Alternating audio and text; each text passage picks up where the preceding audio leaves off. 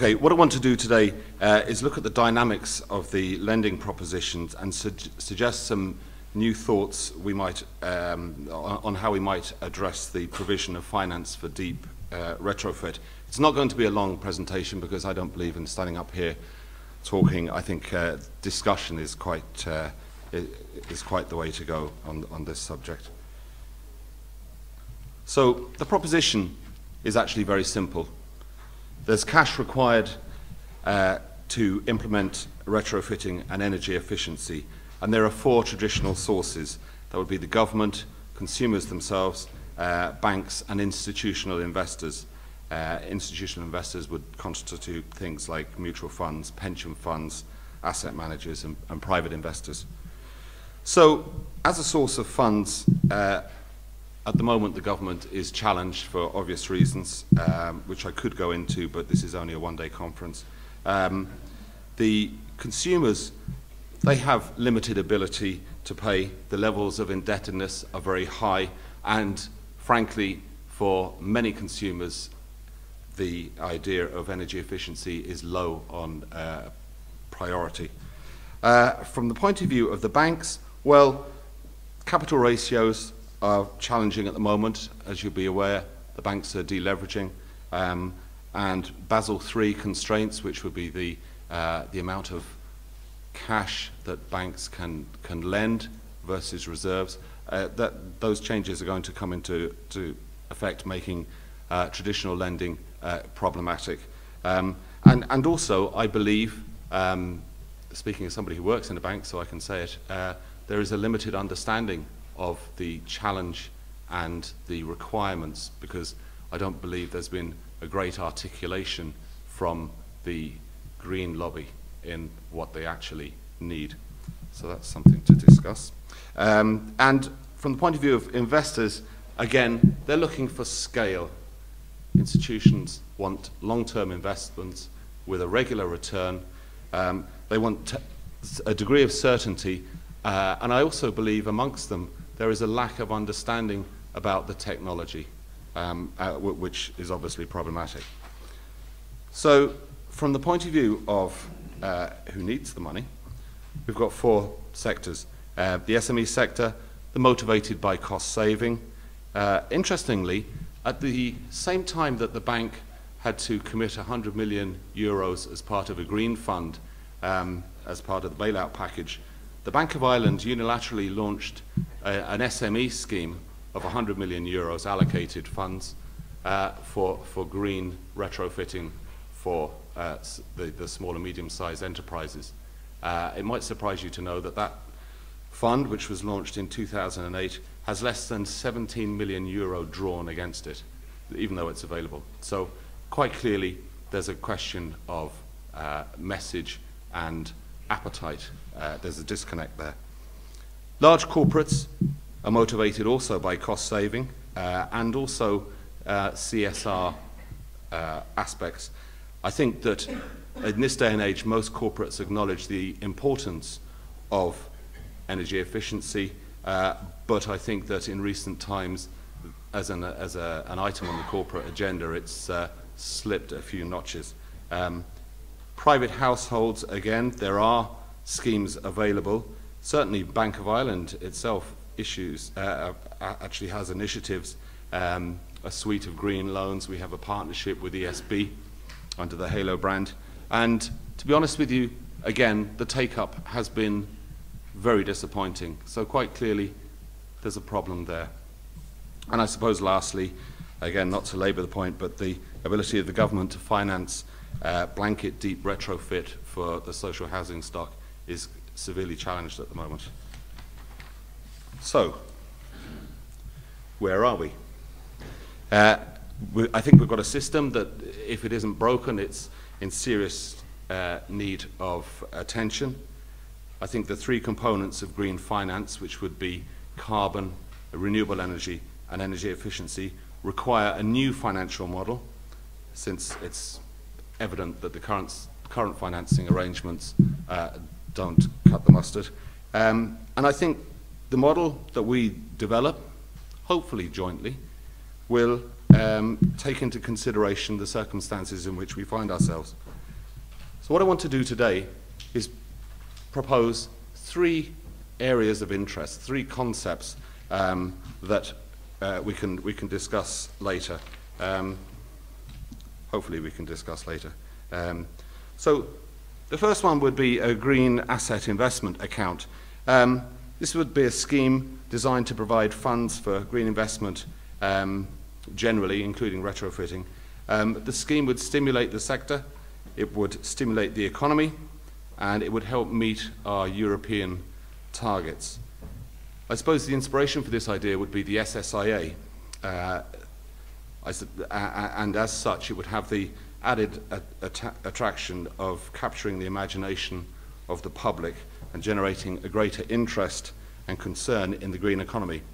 It's less the power of one and more the power of €1. So if we start in the bottom left-hand corner, hopefully you can all see that. I imagine that these presentations will be available online, which is great. So the investor would deposit funds, and they'd be supplemented by a small addition from the revenue, bumping up the funds. So if you put 100 in, it'd be 120. Those funds would be deposited in a recognised green fund within one of the banks in Ireland, and those funds would be invested in such a way that at the end of the deposit period, which would be a 10-year, maybe 7 or 10-year period, they would be returned to the investor. It's a way of guaranteeing the capital for the investor. So if the investor puts 100 in, there's no capital at risk. It's just a question of return. The remainder of the funds would then be allocated to green borrowers. They could be ESCOs, they could be renewable energy companies, or a raft of all of the above. Critically here, the SCAI would actually run the rule over those looking to borrow the money to make sure that as investors they're getting their best bang for their buck, and also in terms of the economy, the wider economy, there'd be approval there. So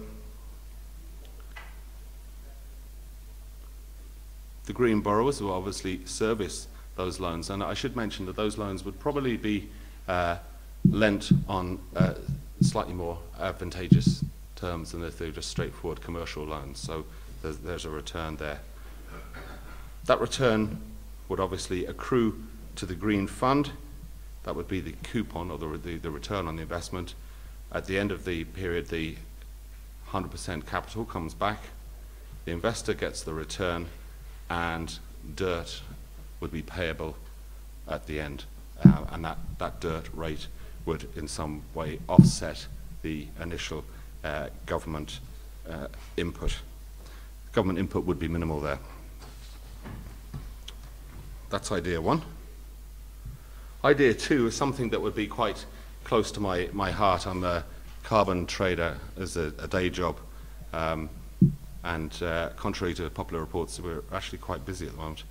The second idea would be a trading mechanism which would reward business owners for taking energy efficiency measures and penalises those who don't engage. So much the same as the carbon market, the polluter pays principle would be filtered down here in terms of energy efficiency.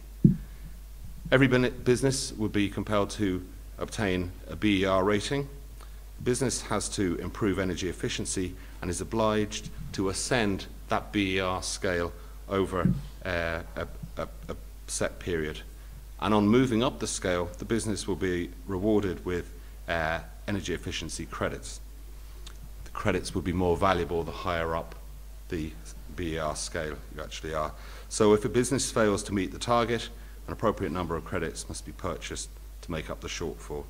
The conversion between the classes of credit, as I said, higher up would be more expensive. So if somebody higher up the scale misses their target, they'd have to buy a lot more credits at the lower level to meet their obligation. And I suppose at the same time, each energy supplier would have an annual target for energy efficiency, much is planned at the moment, based on the total supply, and that will also stimulate the supply, the demand for the credits. And obviously, if the energy company falls short of its target, it will look to be purchasing credits. As I say, the benefits would be that Ireland would be able to achieve its energy efficiency targets. There'd be carbon benefits there, obviously, and it would also stimulate retrofit activity. The market would have to be designed to be short. I think we could draw very good lessons from the operation of the emissions trading scheme in Europe to ensure that this domestic energy efficiency market could be a success. And as I say, it's innovative and something that, whilst it's reflected in some different jurisdictions in different guises, I think it would be quite straightforward to actually craft something that's appropriate for the Irish market. Third idea would be around retrofitting and bulking up. This is securitisation, which I know many of you who recall the genesis of the financial markets will maybe raise one or two eyebrows, but it is actually a valid technique, and using the covered structure that's actually embedded in Irish legislation and international legislation indeed, so that there's a credibility around it. As I said before, institutional investors need scale. You know, it's not enough for somebody to go looking to a pension fund to invest 6 or 7 million euro. That's actually small beer for them. They're looking for size. So if one assumes a 7,000 euro per unit cost of retrofitting a unit, here we have the total housing stock for the social housing stock for the four areas. Very quickly we get to 300 million, which is still small, but it's a decent size. And the idea would be that we would issue a covered bond. What do I mean by covered bond? That's a specific type of asset where investors have a dual recourse to the issuer, but also have access to ownership of the pool of the underlying assets. And at the moment, there is somewhat of an appetite coming from institutions like the European Investment Bank to underwrite this sort of structure. There's a lot of talk about covered bonds in the broader sense for renewable energy investment. I think this fits really neatly to the built environment, and I think it's one that should be explored. Probably in an Irish context we'd need slight legislative change, but that's not a big deal, is it? Maybe it is. So in conclusion, I think a sustainable built environment is critical for both energy efficiency and climate change obligations that we have in this country. I think traditional banking models are not designed to accommodate the demands of green finance, and there's a necessity for innovation and product development. And I think really what I've shown through those 3 simple examples, that it's possible that Ireland could be at the forefront of these developments, and that would deliver a vibrant business capability to Ireland. I look forward to your questions after.